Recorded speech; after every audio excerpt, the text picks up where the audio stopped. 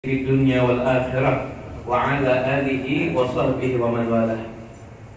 Hadirin yang dimuliakan Allah Subhanahu wa taala, alhamdulillah malam ini kita semuanya patut berbahagia karena kita semuanya adalah orang-orang yang mendapatkan salam dari Nabi Muhammad SAW. Ketahuilah karena mulianya ucapan salawat dan salam ini, maka Allah Subhanahu wa ta'ala menugaskan malaikat khusus. Inna lillahi malaikatan sayyahina fil ardi yuballighuni min ummati as-salam. Sesungguhnya Allah Subhanahu wa ta'ala memiliki malaikat-malaikat yang berkeliling di muka bumi ini menyampaikan ucapan salam dari umatku kepada Nabi Muhammad SAW. Maka kita semuanya malam hari ini berkumpul bersama, kita mengucapkan salawat kepada Nabi, salam kepada Nabi, dan kita memuji Nabi Muhammad SAW. Ketahuilah, semua suara yang keluar dari lisan kita di tempat ini adalah suara-suara yang akan mendatangkan keridhaan Allah Subhanahu wa ta'ala dan mendatangkan rahmat Allah Subhanahu wa ta'ala. Semoga rahmat Allah diturunkan bukan hanya kepada kita yang hadir di majlis ini, namun kepada seluruh orang yang berada di sekitar kita. Semoga mendapat bagian daripada rahmat yang diberikan Allah di malam hari ini. Hadirin yang dimuliakan Allah Ta'ala, Al-Habib Ali bin Muhammad Al-Habsyi, tadi telah kita baca sebagian maulidnya. Beliau mengatakan dalam sebuah nasihatnya, beliau menyampaikan bahwasanya aku mendapatkan wasiat dari guruku satu amalan. Amalan ini nggak capek. Anda nggak akan lelah untuk mengamalkan amalan ini. Amalan tersebut adalah menjadikan setiap perbuatan yang dilakukan di situ ada niat yang baik. Amalan yang mudah. Buat kita yang hidup di akhir zaman ini, apabila kita diberikan amalan setiap malam sholat witir 11 rakaat, sholat duha 8 rakaat, kita mungkin akan merasa berat dan kita nggak akan bisa istiqomah. Tapi ini amalan, kita nggak akan capek. Kita hanya memperbaiki niat. Di setiap kita akan berbuat apapun juga.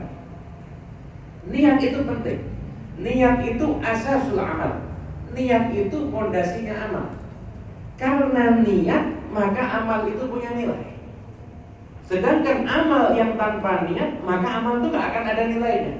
Nilainya amal kita itu tergantung daripada niatnya. Dan niat ini pula mempunyai keistimewaan. Niat itu bisa menjadikan suatu kebiasaan bisa bernilai ibadah.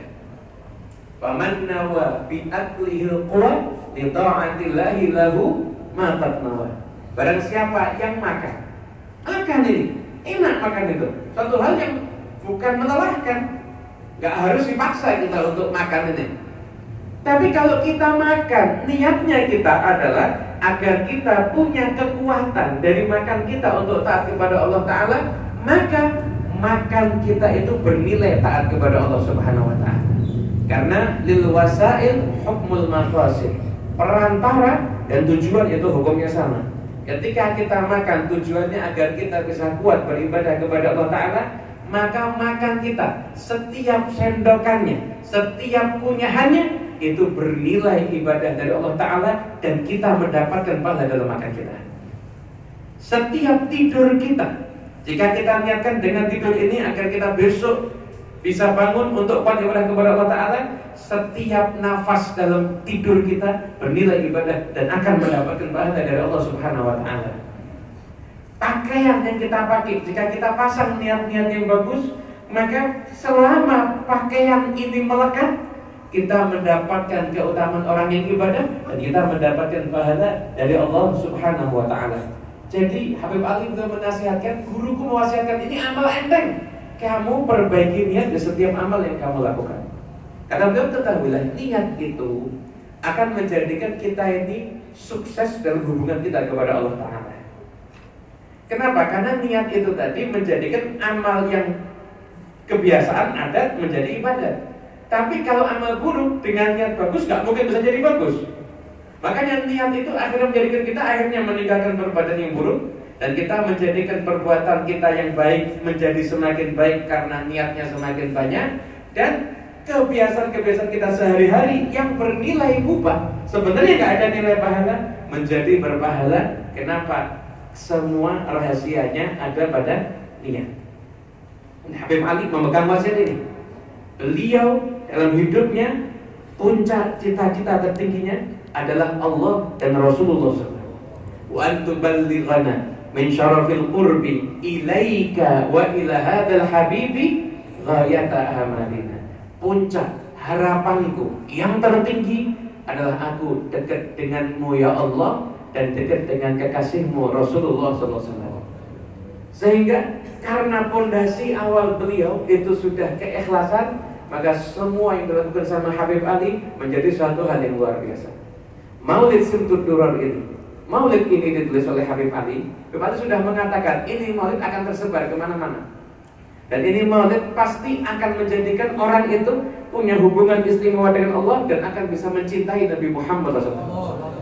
Ini maulid sama Habib Ali. Ketika Habib Ali tulis, Habib Ali nggak punya tim sukses untuk nyebarkan maulid, nggak ada. Nggak punya tim khusus nyebarkan maulid, nggak ada. Ini maulid ditulis dengan ikhlas dan hasilnya kita lihat mana tempat yang ada di Nusantara ini, daerah mana yang nggak baca maulid Simtud Durar. Dari mulai perkotaan, dari mulai pegunungan, bahkan di puncak gunung, di pinggir laut, alhamdulillah kita yang berada jauh dari tempat di mana maulid ini ditulis, kita masih membaca maulid tersebut. Kenapa? Karena keberkahan daripada ikhlasnya niatnya Al-Habib Ali bin Muhammad Al-Hashim. Berkahnya sampai maulid ini udah ditulis mungkin 100 tahun yang lalu lebih, udah 100 tahun lebih, sampai sekarang masih dibaca. Sampai sekarang ini masih dibaca. Di mana tempat dibaca? Dan semakin hari semakin banyak tempat yang mengadakan pembacaan maulid Simtud Durar. Kenapa? Karena ikhlasnya Habib Ali mendatangkan kebaikan dan akhirnya maulid yang beliau buat itu akhirnya dibaca di mana-mana. Dan maksud ikhlasan ini bukan hanya berhenti di Habib Ali. Dan malam ini saya akan membawakan contoh gak jauh-jauh. Makamnya ada di dekat kita. Al-Habib Alawi bin Ali Al-Habsyi, putranya Habib Ali. Beliau juga menjalankan wasiat ayahnya. Setiap perbuatan yang beliau lakukan, di situ terdapat niat-niat yang mulia. Al-Habib Alawi, beliau bukan wafat di Solo, beliau wafat di Palembang, namun dimakamkan ada di Solo. Beliau berangkat ke Palembang untuk menghadiri undangan walimatul urus dari salah satu keluarga dari jalur ibu beliau dan masih murid dari ayah beliau Habib Ali. Kondisi badan nggak sehat, tapi beliau berangkat. Apa niatnya? Ini keberkahan. Apa niatnya? Niatnya adalah saya mau menyenangkan keluarga ibu saya. Niat silaturahmi, niat birrul walidain, niat nyenengin orang. Dan subhanallah, dalam kondisi fisiknya yang seperti itu, beliau tetap berangkat ke Palembang. Sampai di Palembang, maka bukan hanya sekedar keluarga yang dihadiri itu yang bahagia, satu kota semuanya bahagia. Nah, sampai-sampai dikatakan oleh orang yang hadir di tempat itu mengatakan seakan-akan Palembang hari raya di saat itu. Di semua majelis ketika itu setiap Habib Ali duduk jadi majelis. Ada orang baca qasidah, ada orang baca nasihat, terus dari majelis mana-mana. Dalam tengah euforia orang bahagia seperti itu, wafat Al-Habib Ali di Palembang. Nah, wafatnya inilah karena niat yang luar biasa. Wafatnya inilah di dalam wafat beliau ada khususnya yang luar biasa. Baru tadi kami dapatkan surat takziah dari Al-Habib Abdul Qadir bin Husain Asghar Pasuruan kepada Habib Ahmad bin Alawi Al-Habsyi, putranya Habib Ali yang ketika itu ada di Hadramaut. Di situ Habib Abdul Qadir beliau menuliskan kisahnya Habib Ali perjalanan berangkat ini dari mulai berangkat meninggalkan kota Solo sampai di Palembang sampai wafat sampai kembali lagi jenazahnya ke Solo. Di situ beliau menyebutkan sesungguhnya Habib Alawi bin Ali Al-Habsyi, jadi karena barokah niat ini tadi, beliau mendapatkan khususiyah yang jarang dimiliki oleh ulama yang lain. Khususiyah yang pertama, 3 khususiyah ini terkumpul pada pribadi Al-Habib Alawi bin Ali Al-Habsyi. Allah Ta'ala angkat makomnya, jadikan semua orang tahu kebesaran Habib Alawi justru di saat wafat beliau. Yang pertama, iring-iringan jenazah, tasyi'ul jenazah bukan hanya di daratan tapi juga melalui jalur udara. Jadi seakan-akan bukan hanya daratan yang mendapatkan keberkahan jenazah Habib Alwi, sampai udara pun mendapatkan keberkahan jenazah Habib Alwi, bahkan mengarungi lautan. Yang kedua, jenazah Habib Alwi disolatkan di 3 tempat yang berbeda dan berjauhan. Bukan sholatul ghaib, sholatul jenazah. Sholatul ghaib bisa, semuanya bisa. Sholatul jenazah di 3 tempat yang berbeda, bahkan berjauhan, dan itu 70 tahun yang lalu kurang lebih. Disolatkan pertama ada di Palembang, dihadiri oleh para habaib, para alim ulama yang ada di Palembang. Disolatkan berikutnya di Jakarta, dihadiri oleh para habaib, para alim ulama yang ada di Jakarta, seperti Al-Habib Ali Kuitang, Al-Habib Ali bin Husain Atas, dan semua para kiai, para habaib yang lainnya. Disolatkan lagi yang ketiga di kota Solo, dihadiri oleh para habaib yang datang dari Jawa Tengah, datang dari Jawa Timur, Al-Habib Abu Bakar bin Muhammad As-Segaf Gersi, Al-Habib Ja'far bin Syekhwan As-Segaf Pasuruan, bin Husain Al-Haddad Jombang, menghadiri, dan para kiai semuanya menghadiri jenazah Al-Habib Alwi, disolatkan di 3 tempat yang berbeda oleh orang-orang yang istimewa, dan ketiganya jaraknya berjauhan. 70 tahun yang lalu, bukan sekarang. Di masa transportasi saat itu nggak semudah sekarang. Dan yang ketiga, para ulama mengatakan man mata fil ghurbah, barang siapa yang wafat dalam keadaan jauh daripada keluarganya dan juga jauh daripada tempat tinggalnya, maka wafatnya termasuk kategori orang yang mati syahid. Namun syahidul akhirah, syahid di akhirat. Sehingga beliau mendapatkan 3 kemuliaan yang luar biasa terkumpul dalam pribadi Al-Habib Alawi bin Ali Al-Habsyi yang susah didapatkan pada ulama-ulama yang lainnya. Ini semua karena beliau membiasakan untuk mempunyai niat-niat yang bagus. Hadirin yang dimuliakan Allah Ta'ala, setelah kita mendengar tentang orang-orang yang saleh, kalau dalam hati kita ada rasa kita pengen dekat dengan mereka, kita pengen sambung hubungan dengan mereka, maka kita termasuk orang yang beruntung. Tapi kalau kebalikannya, wallahu a'lam. Kalau kita pengen sambung dengan mereka, kita pengen dekat dengan Habib Abdullah bin Alawi Al-Haddad, kita pengen dekat dengan Syekh Abdul Qadir Al-Jilani, kita pengen dekat dengan Habib Ali bin Muhammad Al-Habsyi, pengen dekat dengan Habib Alawi bin Al-Habsyi, kita pengen dekat dengan mereka semuanya, bisa.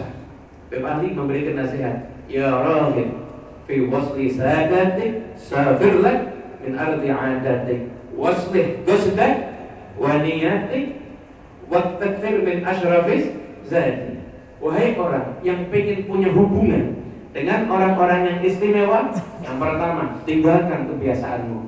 Kalau itu kebiasaan buruk, tinggalkan. Kalau itu kebiasaan yang hukumnya mubah, maka perbaiki niatmu sehingga kebiasaan mubahmu itu bernilai ibadah.